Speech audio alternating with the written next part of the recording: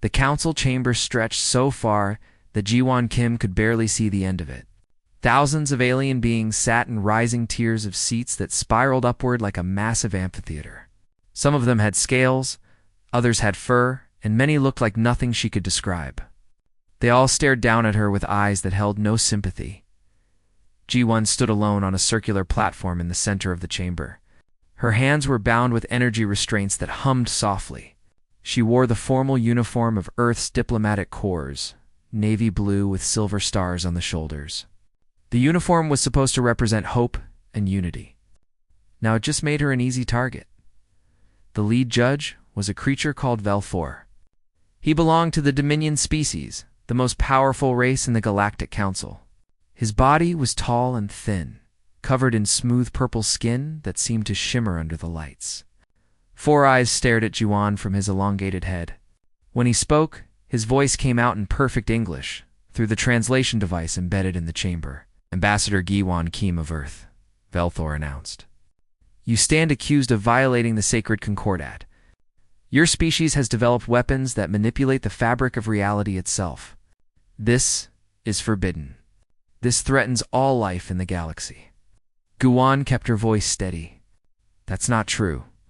Earth has followed every rule you gave us. We've submitted to inspections. We've shared our technology openly. Whatever evidence you have is false." Velfor waved one of his long arms. A holographic display appeared above Ji-won's head. It showed images of what looked like military facilities, weapon designs, and coded communications. Ji-won recognized none of it. The images were fake, manufactured to justify what the council had already decided. "The evidence is clear," Velfor continued. "Humanity has grown too quickly. In only 30 years, you have spread to 12 star systems. You build ships faster than species that have traveled space for millennia. You refuse to share your manufacturing secrets. You are dangerous." Murmurs of agreement rippled through the chamber. Ji-won understood now. This wasn't about laws or evidence. The older species feared what humanity might become.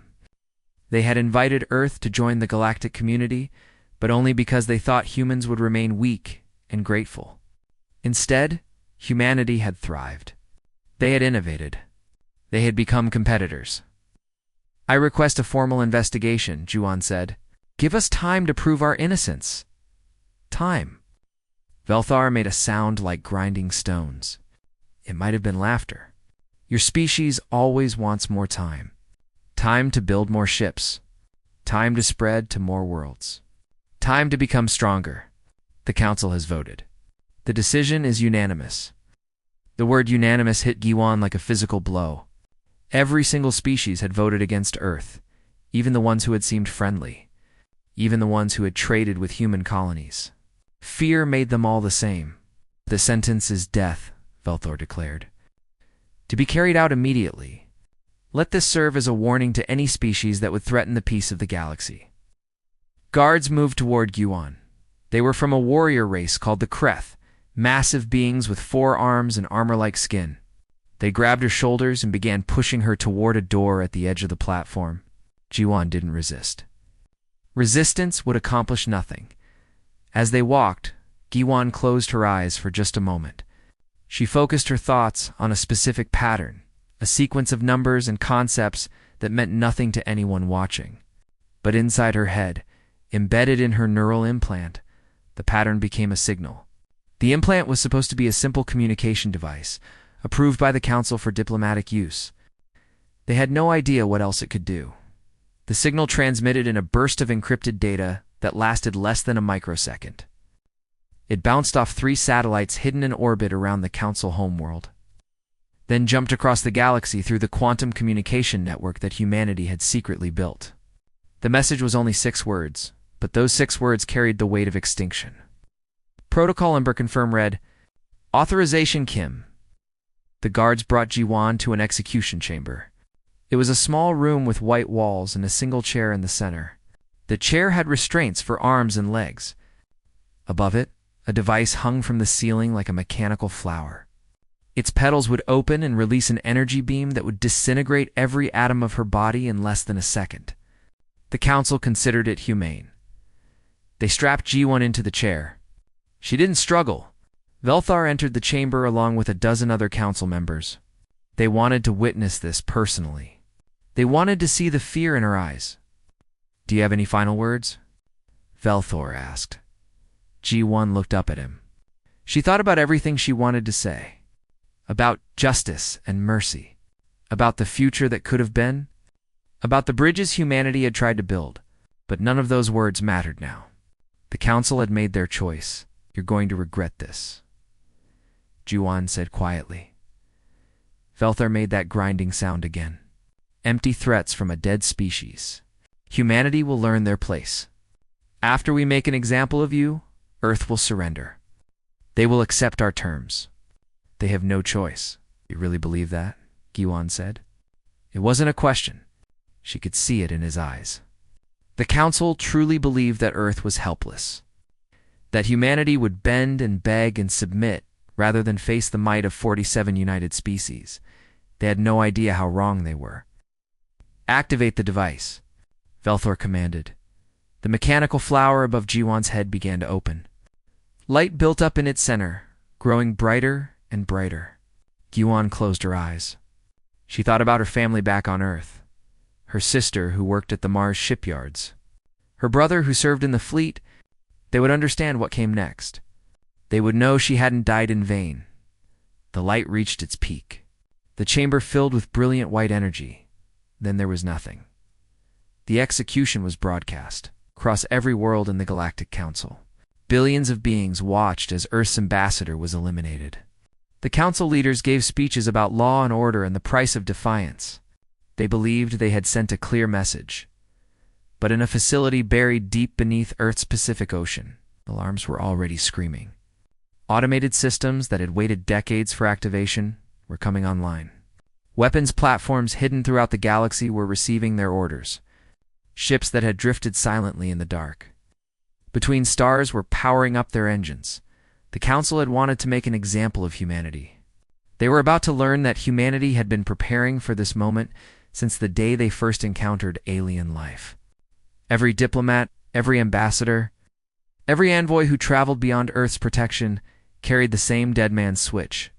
If they died, if they were executed or murdered or disappeared, the response was automatic. The response was total. Protocol Ember was active.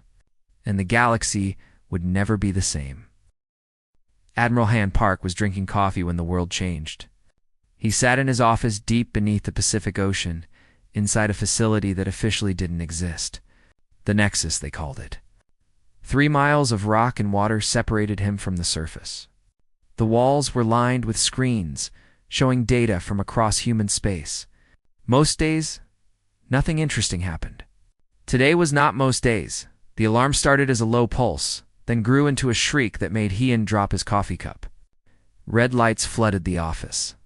Every screen switched to the same display. 2 words in bold letters, Protocol Ember. Ian's hands moved before his brain fully processed what he was seeing. He pressed his palm against the scanner on his desk. A holographic interface appeared, showing a verification sequence. Voice authentication. Retinal scan. DNA confirmation. The system needed to be absolutely sure that a human being was making this decision, not a hacker, or an AI, or an alien infiltrator. "Admiral Han Park," he said clearly. "Authorization code 9-7-Alpha-Victor-Tango. Confirm Protocol Ember activation." The system processed his words. 3 seconds passed. They felt like 3 hours. "Protocol Ember confirmed," the computer responded in a calm female voice. "Ambassador Ji-won Kim, deceased. Deadman's switch activated. Awaiting final authorization for full deployment." Hyun pulled up the details on his screen. The signal had come from the council homeworld. Timestamp matched Ji-won's scheduled tribunal. Cause of death, execution by council decree. The words made something cold settle in Hyun's chest. Ji-won had been his friend. They had trained together at the academy 20 years ago. She had believed in peaceful diplomacy, in building bridges between species. The council had killed her for that belief. "Execute Protocol Ember," Hyun said. "Full deployment. All assets acknowledged." Initiating Earth Defense Network. Estimated time to full activation, 14 minutes. Across human space, systems began waking up. Satellites that had orbited Earth and her colonies for decades suddenly dropped their disguises. Solar panels folded away to reveal weapon arrays. Communication dishes rotated to expose targeting sensors. What the galaxy had assumed were civilian infrastructure was now revealed as the largest distributed weapon network ever created. In orbit around Mars, the defense grid powered up. Hundreds of platforms that looked like simple shipping waypoints now bristled with railguns and missile batteries. Each platform was controlled by an AI based on human neural patterns, capable of making decisions in Mechros. Captain Mingy Choi woke up to the alarm in her quarters aboard the Horizon. The ship had been drifting in the dark between stars for 6 years, powered down to minimal levels, invisible to any scanner in the galaxy. Mingy and her crew of 40 had volunteered for this mission, knowing they might spend decades waiting for an order that might never come. The order had come, for all hands to battle stations. Mingy announced over the ship's intercom. This is not a drill. Protocol Ember is active. Repeat, Protocol Ember is active. The crew moved with practiced efficiency. They had trained for this scenario every day for 6 years. The Silent Horizon was a stealth vessel, built using technology that humanity had developed in secret. Its hull absorbed electromagnetic radiation instead of reflecting it. Its engines ran cold, leaving no heat signature. Its weapons were designed for first strike capability. Mingy pulled up her mission briefing. Target, a Council military shipyard in the Telos system. The shipyard produced 30 warships per year and was considered one of the most secure facilities in the galaxy. It had defense shields that could withstand a supernova. It had early warning systems that could detect threats from 6 light years away. None of that would save it. Navigation, plot a course to tell us, Mingy ordered. Weapons, prepare the Singularity package. Engineering, bring the engines to full power. Captain, her first officer said quietly, are we really doing this? Starting a war with the entire galaxy? They started it when they executed our ambassador, Mingy replied. We're just finishing it. Across the galaxy, 49 other stealth ships received the same orders. Each ship had a specific target. Each target was critical to the Council's military infrastructure. The ships began moving, sliding through space like sharks in dark water. On Earth, in a laboratory beneath the Gobi Desert, scientist Doyon Lee watched his life's work activate. For 15 years, he had been sending tiny machines into space. They looked like dust, each one smaller than a grain of sand. The Council's inspectors had passed right by them, never imagining that such tiny things could be dangerous. But each machine was a seed, and seeds grew. The von Neumann. Swarms had been spreading silently through asteroid fields in Council territory for over a decade. They replicated using materials from the asteroids, each generation more numerous than the last. Now there were trillions of them, scattered across hundreds of star systems. They had been waiting, dormant, for the activation signal. Doyon sent the command. Cascade protocol initiated. The swarms woke up. They began reproducing at maximum speed, consuming asteroids and turning the raw materials into more machines. But they weren't just building copies of themselves anymore. They were building weapons.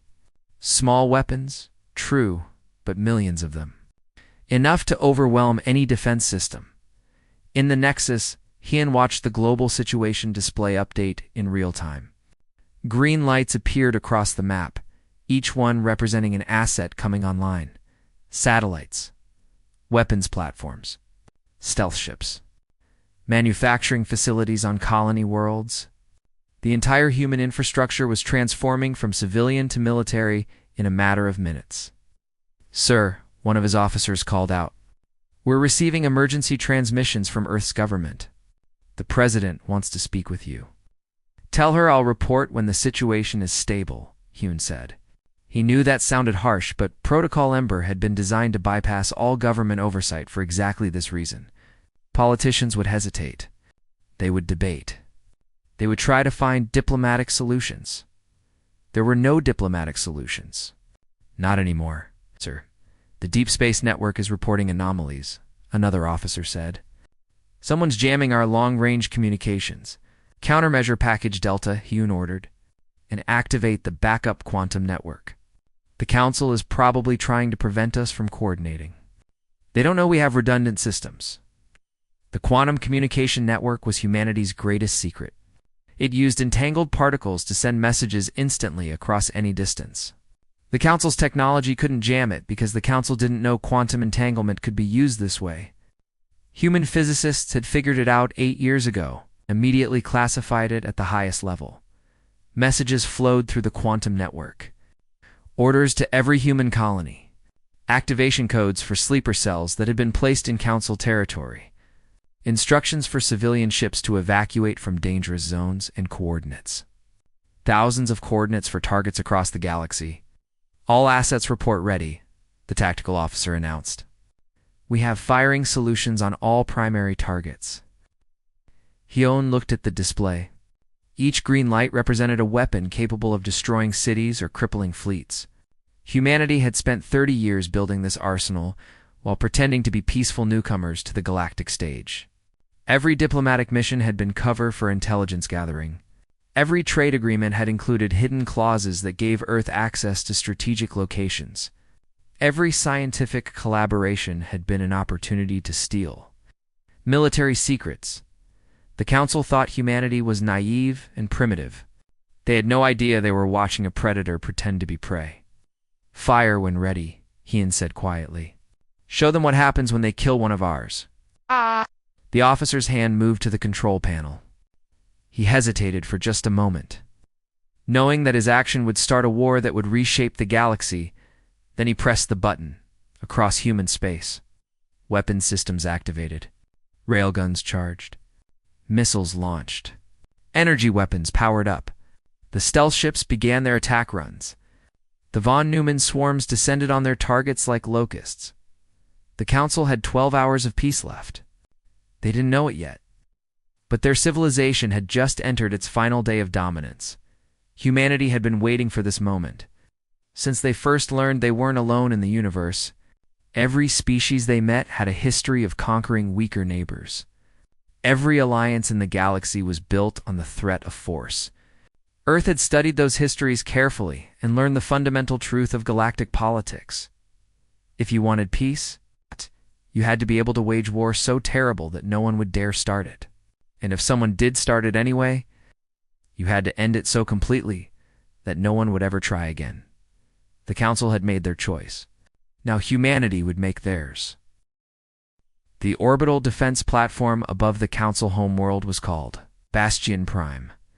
It had protected the seat of galactic government for 800 years. Its shields could withstand the blast of 100 nuclear weapons. Its weapons could destroy a fleet. Its sensors could detect a single ship from the edge of the star system. The species of the galaxy considered it invincible at exactly 1400 hours station time. Bastion Prime ceased to exist. The platform's commander was reviewing patrol reports. When every alarm on the station went off simultaneously, he looked up at the main display just in time to see something appear on the sensors. Something moving at 30% the speed of light. Something that had no business being that close without detection. Evasive maneuvers. He shouted. Too late.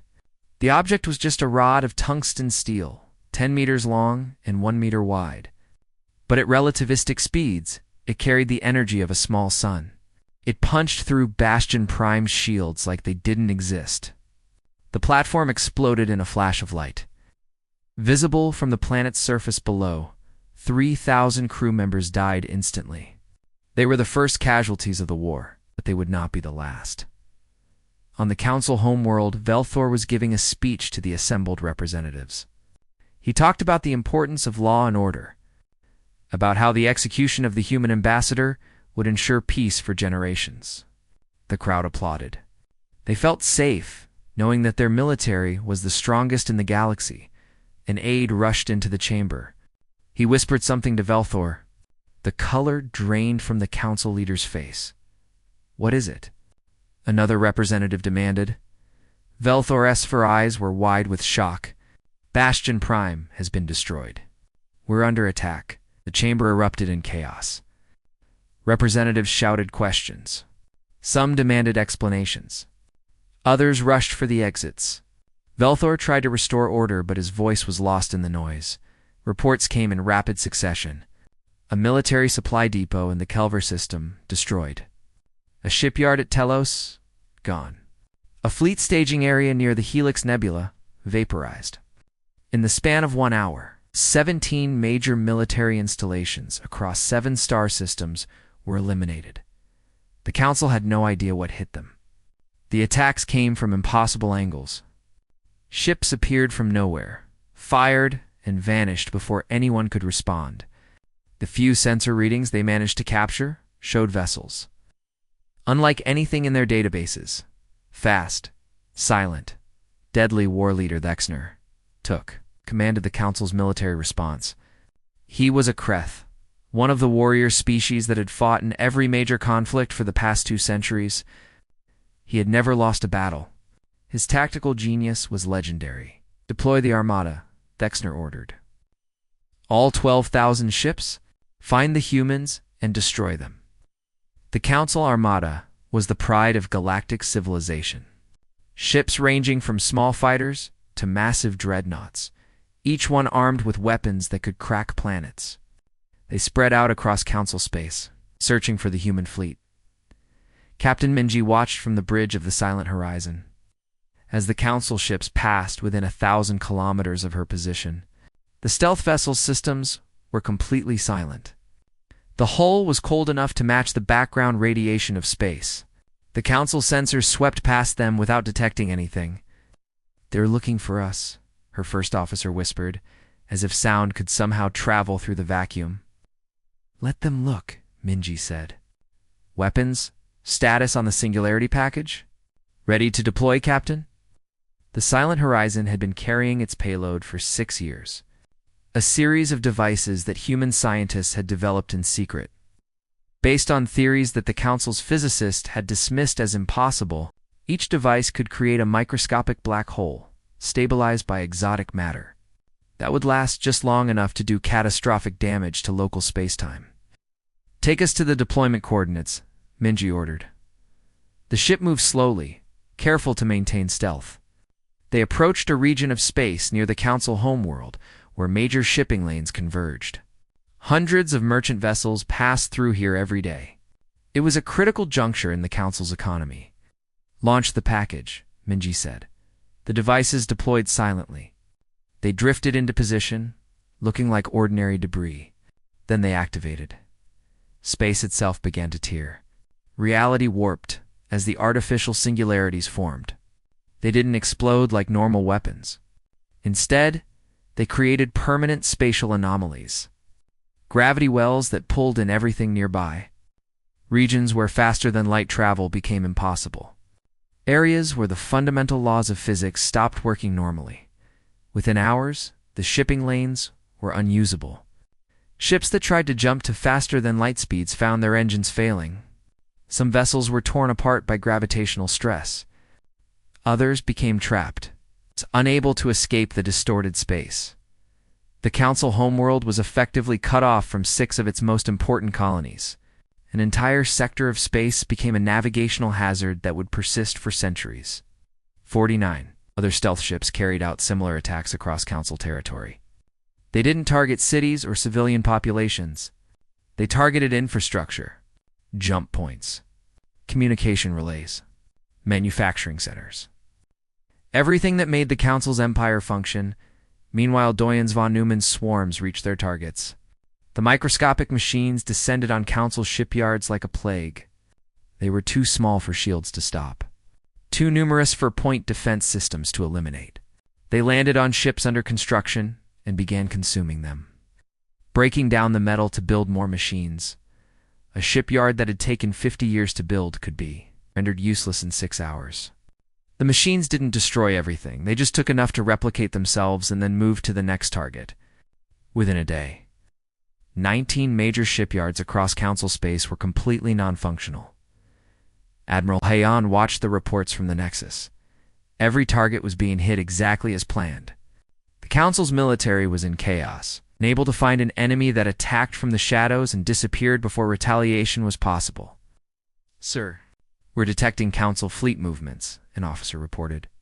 "They're pulling ships back to defend their core worlds," Gudhaon said. "Let them pull back. Every ship they concentrate in one place is a ship that's not protecting their infrastructure elsewhere." The strategy was simple. Humanity didn't have enough ships to fight the Council in a direct battle. But they didn't need to.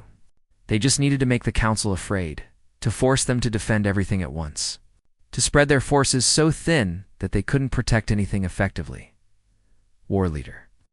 Dexter stared at the strategic display in his command ship. Red markers indicated attacked locations. There were too many. His forces were spread across dozens of systems, chasing ghosts. Every time they found a human ship, it vanished before they could engage. Every time they reinforced a location, somewhere else got hit. "This is impossible," one of his officers said. "How can they be everywhere at once? Their fleet is tiny compared to ours." Dexter understood the truth, even if his officers didn't. The humans weren't fighting a traditional war. They were fighting a war of terror and sabotage. They were making the Council afraid to use their own space. They were turning the galaxy into a hostile environment for everyone except Earth. "New orders," Dexter announced. "All ships are to return to Council core worlds. We'll fortify our most important systems and force the humans to come to us." It was a sound strategy. Consolidate forces, create impregnable defenses, wait for the enemy to make a mistake. Dexter had used it successfully in 3 previous wars, but those wars had been against species that fought like the Council did. The humans were different. They didn't care about honor or tradition. They only cared about winning. Captain Ming-Yi received new orders through the quantum network. The Council was pulling back. That meant it was time for Phase 2. "Navigation, plot a course to the Vorton system," she said. "We're going after their fuel refineries." The Vorton system processed the exotic matter that powered faster-than-light drives. Without it, the Council's fleet would be stranded at sublight speeds. It was one of the most heavily defended systems in the galaxy. Attacking it would be suicide. Minji smiled. Good thing humanity had prepared for suicide missions across human space. The civilian population watched news broadcasts showing the war. Some protested, calling for peace negotiations. Others cheered, demanding revenge for Jiwan's death. The government issued statements about defending humanity's honor and security. But in the secret facilities where Protocol Ember was being executed, none of that mattered. The plan was already in motion. Orders had been given. Weapons had been launched. There was no stopping it now. The Council had wanted to make an example of humanity. They had wanted to show the galaxy what happened to species that grew too quickly, that threatened the established order instead. They had taught humanity a different lesson. They had shown that peace was only possible when every species understood the cost of violence. They had demonstrated that mercy was seen as weakness in galactic politics. Humanity had learned those lessons well. Now they were teaching them back to the Council, one destroyed shipyard at a time, one ruined star system at a time. The war had begun with an execution. It would end with the complete restructuring of galactic civilization. The Council just didn't know it yet. The emergency council session took place in a bunker 3 kilometers beneath the homeworld's capital city. 37 species sent representatives. The other 10 couldn't attend because their homeworlds were cut off by humanity's spatial anomalies. The bunker's walls were lined with screens showing damage reports, casualty estimates, and strategic assessments. None of the numbers were good. Velthar stood before the assembled representatives. He looked older than he had 3 days ago. His purple skin had taken on a gray tint. His 4 eyes were bloodshot from lack of sleep. "The situation is critical," Velthar began. "The humans have destroyed or disabled 40% of our military infrastructure. Our shipping lanes are compromised. 6 core systems are isolated. We estimate it will take decades to repair the damage. How is this possible?" A representative from the Krell species demanded. "We have 12,000 warships. They have barely 300. Our technology is superior. Our experience spans millennia. How are they winning?" "Because they're not fighting fair," another representative said bitterly. "They attack from stealth. They destroy infrastructure instead of engaging our fleets. They use weapons we didn't know existed. They fight like cowards, the Krell representative spat. Fight like winners, said a small voice from the back of the chamber. Everyone turned. The speaker was from the Miral species, a race of small, insectoid beings that had always been among the weakest members of the council. They rarely spoke at meetings, and when they did, it was usually to agree with whatever the Dominion wanted. What did you say? Velthar's voice was dangerously quiet. The Miral representative stood on her chair to be seen. I said they fight like winners. They identified our weaknesses and exploited them. They planned for decades while we ignored them. We thought they were primitive. We were wrong, murmurs spread through the chamber. Some representatives nodded in agreement. Others looked outraged at the suggestion that the council had made a mistake.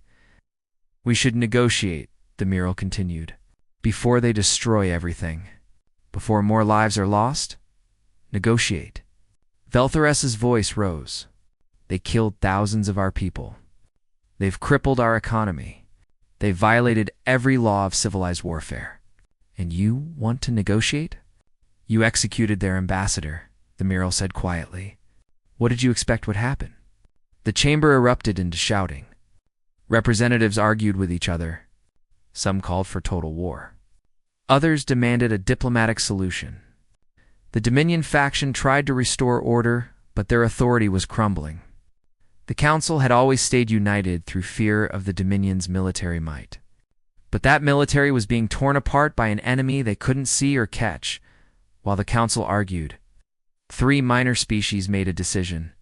The Miral, the Sorvoth, and the Calandri sent a joint transmission to Earth. The message was simple. They were withdrawing from the Council. They declared neutrality. They begged humanity not to attack their worlds. Admiral Hyan read the message in his office in the Nexus. He forwarded it to Earth's government along with his recommendation. Accept their surrender and offer them protection. The government agreed. Within hours, human ships were escorting supply convoys to the 3 species' homeworlds. Food, medicine, and raw materials flowed freely. The message to the rest of the galaxy was clear. Break away from the Council, and humanity would treat you with mercy. Stay loyal and face destruction. Over the next week, 7 more species broke away. The Council's unity was shattering. Some species left because they genuinely opposed the war. Others left because they saw an opportunity to gain advantages in the chaos. A few left because they had been oppressed by the Dominion for centuries and saw this as their chance for freedom. On Mars, engineer Hannah Yoon stood in the command center of the largest shipyard in human space. Around her, thousands of workers operated construction equipment, assembling vessels at a pace that should have been impossible.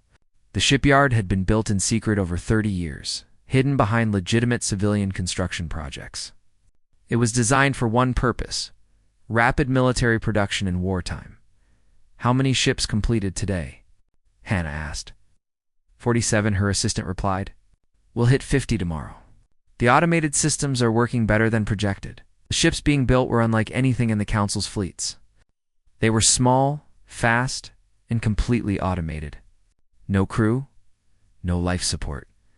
No quarters or kitchens or recreational facilities, just engines, weapons, and AI control systems based on human neural patterns. Each ship cost a fraction of what traditional vessels required, and they could be built in days instead of months. And the AI systems? Hannah asked. Any problems? None. They're learning faster than expected. The early models needed hours to adapt to new situations. The latest generation adapts in minutes. Hannah nodded. The Council would call these vessels drones and consider them inferior to crewed ships. They would be wrong. An AI didn't need sleep. It didn't feel fear. It didn't hesitate or doubt. It could process tactical data faster than any organic mind and execute maneuvers that would kill a biological pilot from the G-forces alone. Increase production targets, Hannah ordered. I want 100 ships per day by the end of the week. That will require diverting resources from civilian projects. Do it. The civilian economy can wait. This war can't. Meanwhile, Ambassador Taeyeon Shin prepared for the most important speech of his life. He had been off-world when Jiwan was executed, visiting a human colony at the edge of explored space. When he heard about her death, he had been devastated. Jiwan had been his mentor, his friend, and the reason he had joined the diplomatic corps. Now he would deliver humanity's ultimatum to the galaxy. Taiyun stood in a broadcasting studio on Earth. Behind him, a holographic display showed the flags of humanity's colonies. Cameras floated in the air, ready to transmit his message across every communication network in Council space. Human hackers had already infiltrated the Council's media systems. Taeyeon's speech would be broadcast whether the Council wanted it or not.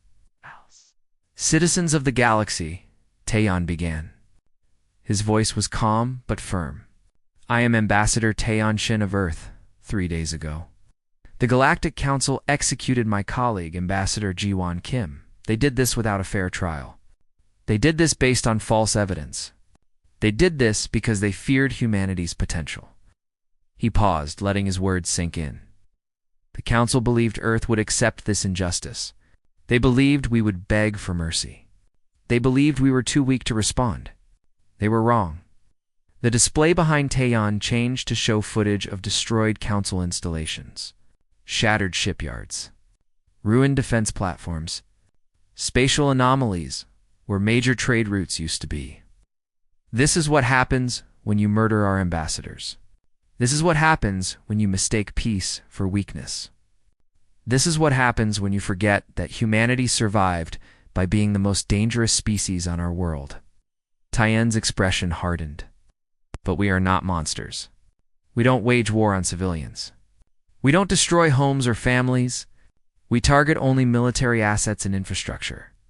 We give you a choice that you did not give Ambassador Kim. He held up a document, displaying it for the cameras. These are our terms. Surrender all military assets. Submit to complete disarmament, overseen by human forces. Accept permanent monitoring stations in your territories. Pay reparations for the next 100 years. Do this, and the war ends. Refuse, and we will continue until nothing remains of your military capability. Taeyeon leaned forward, staring directly into the cameras. You have 72 hours to decide. After that, we will assume your answer is no, and we will escalate our operations. We will target your command centers, your government facilities, your economic infrastructure. We will not stop until you can never threaten Earth again. He stood up straight, letting his formal diplomatic bearings show. We came to you in peace. We offered friendship and cooperation. You answered with execution. Now you will learn what it means to make an enemy of humanity. Right. The broadcast ended. Within minutes, it was playing on every screen in Council space. Some species watched in fear, others in anger, a few in secret admiration. In the bunker beneath the Council homeworld, Velthor watched the broadcast with his advisors. When it ended, silence filled the room. This is an outrage, one advisor finally said. They're demanding we surrender completely.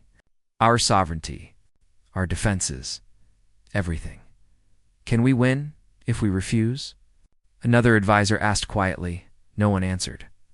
Everyone in that room knew the truth. The Council's military was broken. Their economy was in ruins. Their alliance was fracturing. And the humans showed no signs of slowing down. We have 72 hours, Velthor said. Call an emergency session. Every species must vote. Whatever we decide together. But even as he spoke, Velthar knew the Council was finished. Some species would vote to surrender. Others would vote to fight. Either way, the unity that had held the galaxy together for 8 centuries was gone. The humans had destroyed it in less than a week. They had done exactly what they promised. They had made an example of the Council, showing every species in the galaxy what happened when you underestimated humanity. 60 days after Jiwan Kim's execution, the Galactic Council formally surrendered. The ceremony took place in the rebuilt Council chambers on the homeworld. The old chambers had been damaged during a human strike on nearby military facilities. The new chambers were smaller, simpler, under constant guard by human security forces. Admiral Hin Park stood at the center of the room where Jiwan had stood during her trial. The alien representatives sat in their tiered seats, but their numbers were diminished. Only 23 species remained in the council. The rest had either broken away or been too devastated by the war to send representatives. He wore his full dress uniform, navy blue with rows of medals across his chest. He had earned most of those medals in the last 2 months. Behind him, a holographic display showed a memorial image of Giwan Kim. Her face smiled down at the assembled aliens, a reminder of why this had all begun. Velthor approached Heian slowly. The Dominion leader looked defeated. His purple skin had faded to almost gray. His 4 eyes no longer held the arrogance that had characterized his species for centuries. He carried a data tablet containing the terms of surrender. "On behalf of the Galactic Council," Velthar said, his voice barely above a whisper, "I accept these terms." Hune took the tablet. He didn't gloat. He didn't smile. This wasn't a moment for celebration. Too many people on both sides had died. Too much had been destroyed. Victory tasted like ash in his mouth. "The council is dissolved," Han announced, his voice carrying through the chamber. "All military assets will be turned over to human control within 30 days. All weapons manufacturing facilities will be dismantled. Every species will accept monitoring stations in their territory, operated by Earth Defense Forces." He paused, looking around the chamber at faces that showed fear, anger, and resignation. "Those species that participated directly in Ambassador Kim's execution will pay reparations for the next century. Those that remained neutral or broke away from the Council during the war will receive aid in rebuilding. Those that resisted will be occupied until we are satisfied they pose no threat." Velthor stood silently, accepting the terms he had no power to refuse. His species had started this war with the largest fleet in the galaxy. Now they had 17 ships left. Every major military installation had been destroyed. Their economy was in ruins. Billions of their citizens had been displaced when humanity's spatial anomalies cut off entire star systems. "Why?" Velthar asked suddenly. "Why did you build all those weapons? Why did you prepare for war when you came to us seeking peace?" Han looked at the alien leader. For a moment, he considered lying or giving a diplomatic answer. But Jiwan had believed in honesty, even when it was painful. "Because we studied your history," Huan said. "Every species in the Council has a past of conquering weaker neighbors. Every alliance in the galaxy is built on fear of military force. We learn that peace among the stars isn't achieved through goodwill. It's achieved through mutually assured destruction." He gestured to the hologram of Jiwan. "We wanted peace, but we weren't naive enough to believe you would give it freely. So we prepared. We built weapons. We placed them across the galaxy. We made sure that if anyone attacked us, the cost would be too high to bear. And now?" Velthor asked. "You've won. You have all the power. What stops you from becoming the same conquerors you feared?" It was a good question. Heian had asked himself the same thing many times over the past 60 days. "Because we remember where we came from," Heian said. "Earth was once divided into nations that constantly fought each other. We nearly destroyed ourselves multiple times. We learned that the only way to achieve lasting peace was to make war so terrible that no one would start it. And if someone did start it, to end it so decisively that it would never happen again." He turned to address the entire chamber. "The Terran Compact is now in effect. Humanity will oversee all military affairs in known space. No species may build weapons of war without our approval. No species may attack another. Disputes will be resolved through arbitration, not violence." "You're making yourselves dictators," a representative from the Krell species said bitterly. "Yes," Ewan admitted. "For now, because the alternative is watching you all go back to your old ways. Fighting over resources, conquering weaker species, building weapons for the next war. We won't allow that. And when will you give up this power?" The Krell representative pressed. "When every species in this galaxy has learned the lesson you forced us to teach, when no one even considers violence as a solution to disagreements, when the idea of executing an ambassador is so unthinkable that our weapons are no longer necessary." Hain's voice softened slightly. "We don't want to rule you. We want to ensure this never happens again to anyone. That's what Jiwan would have wanted. Captain Minji Choi stood on the bridge of the silent horizon, watching her crew prepare the ship for its journey home. They had survived the entire war without losing a single person. Their stealth systems had protected them through dozens of missions. Their weapons had destroyed 3 major shipyards and damaged 7 others. Now, they were going home. The war was over. Minji felt exhausted and strangely empty. She had joined the military to protect Earth, but she had never imagined she would have to fight an entire galaxy. "Captain," her first officer said, "orders from command. We're to join the security fleet at the Council homeworld. They want stealth ships patrolling the system in case anyone gets ideas about rebellion." Minji sighed. The war might be over, but humanity's work was just beginning. Enforcing peace would be harder than winning the war had been. In his laboratory beneath the Gobi Desert, Doyan Lee watched his von Neumann swarms shut down. He had sent the deactivation codes an hour ago. The tiny machines stopped replicating and went dormant. Some would remain scattered across the galaxy as a warning. If anyone ever threatened Earth again, swarms could be reactivated in moments, but most of the machines would be collected and destroyed. They were too dangerous to leave active. In the wrong hands, they could consume entire worlds. Doyen had created them as a weapon of last resort. He hoped humanity would never need them again. On Mars, Hannah Yoon shut down the war production lines in her shipyard. The facility would transition back to civilian construction. Ships for exploration, for trade, for science. The automated warships would be kept in storage. Ready if needed, but hopefully never used again. Earth's government had already announced plans to demilitarize over the next decade. Not completely, they weren't that naive, but enough to show the galaxy that humanity didn't want to be conquerors. They just wanted to ensure that what happened to Ji-Wan never happened again, Ambassador. Taeyeon Shin became the first Terran governor of the Galactic Territories. It was a position that didn't exist before the war. Now, it was one of the most important jobs in the galaxy. Taeyin would oversee the transition from council rule to the new order. He would mediate disputes between species. He would ensure that Earth's terms were followed. It was the job Gi-Wan should have had. She had trained for it, prepared for it, dreamed of it. Now Taeyeon would do it in her memory. His first act as governor was to establish a memorial for all those who died in the war. Not just humans, everyone. The council soldiers who died defending their homes, the civilians caught in crossfire, the billions displaced by humanity's weapons. All of them would be remembered. The memorial was built on a neutral space station at the border, between human and former council territory.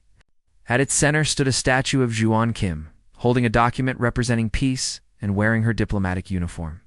The inscription beneath read, "She believed in peace. We delivered justice." Some people criticized the memorial. They said it was wrong to honor an ambassador whose death started a war. Others said it was hypocritical to claim they fought for peace when they had caused so much destruction. Taeyeon understood their concerns, but he also understood the lesson humanity needed the galaxy to learn. Peace wasn't about being nice. It wasn't about trusting everyone. It was about making the cost of violence so high that, even considering it was foolish, Ji-Wan had believed in peaceful diplomacy. She had died because others saw that belief as weakness. Humanity had proven it wasn't weakness. They had shown that peace was backed by the capacity for overwhelming violence. The galaxy would remember Ji-Wan Kim. They would remember what happened when they executed her. And hopefully, they would never make that mistake again. Years would pass. Human oversight would gradually relax as the former council species adapted to the new order. Some would chafe under Earth's rules and plan rebellions that never materialized because the cost was too high. Others would embrace the peace and prosper in ways they never could under the council's oppressive hierarchy. New species would be discovered and welcomed into the galactic community. They would learn about the war through history books and wonder how such a conflict could have started over the death of one person. Veterans of the war would tell them the truth. It wasn't about one person. It was about what that person represented. Humanity had extended its hand in friendship and had it slapped away violently. They had responded by showing the galaxy that friendship was preferable to the alternative.